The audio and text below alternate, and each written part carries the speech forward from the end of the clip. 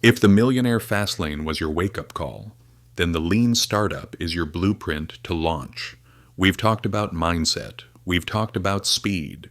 We've talked about building value that scales. But now the question is, how do you actually bring your idea to life without wasting time, money, or motivation? That's what the lean startup is all about. Eric Ries isn't just teaching you how to start. He's teaching you how to test, iterate, measure, and pivot, so you don't build something nobody wants. In the next 20 minutes, we'll dive into what lean really means for entrepreneurs, the build, measure, learn loop, and why speed of learning beats speed of execution, the danger of vanity metrics, and how to create a startup that doesn't just survive, but adapts and thrives.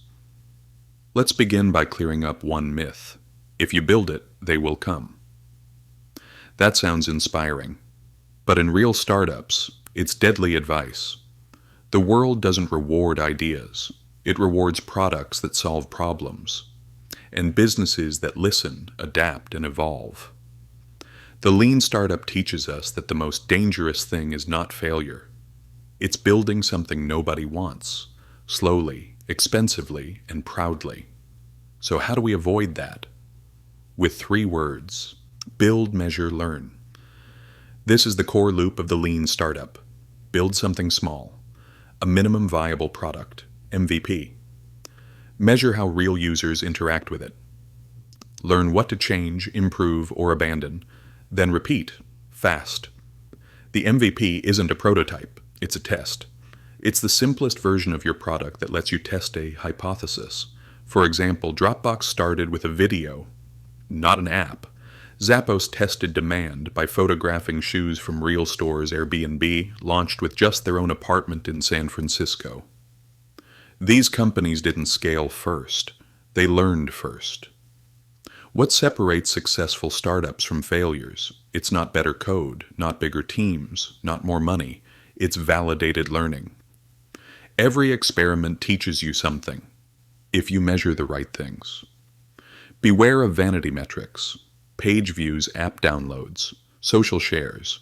They look good, but they don't tell you what matters. What you want is actionable metrics. How many users came back? How many paid? How many told a friend? Success is not scale. It's growth driven by insight. Eric Ries introduces the concept of innovation accounting.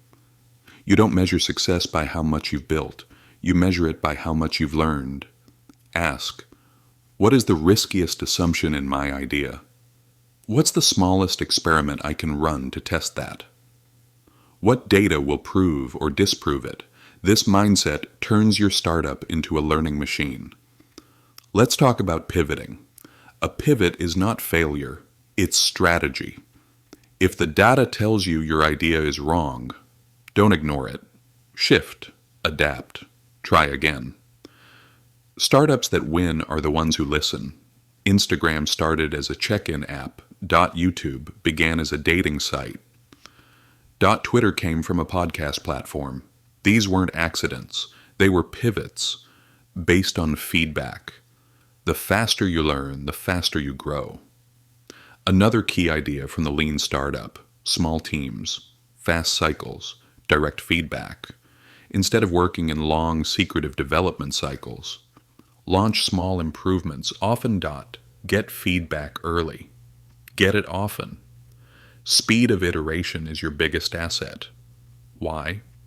Because the real world is the only test that matters. You don't need a massive launch. You need meaningful conversations with your earliest users.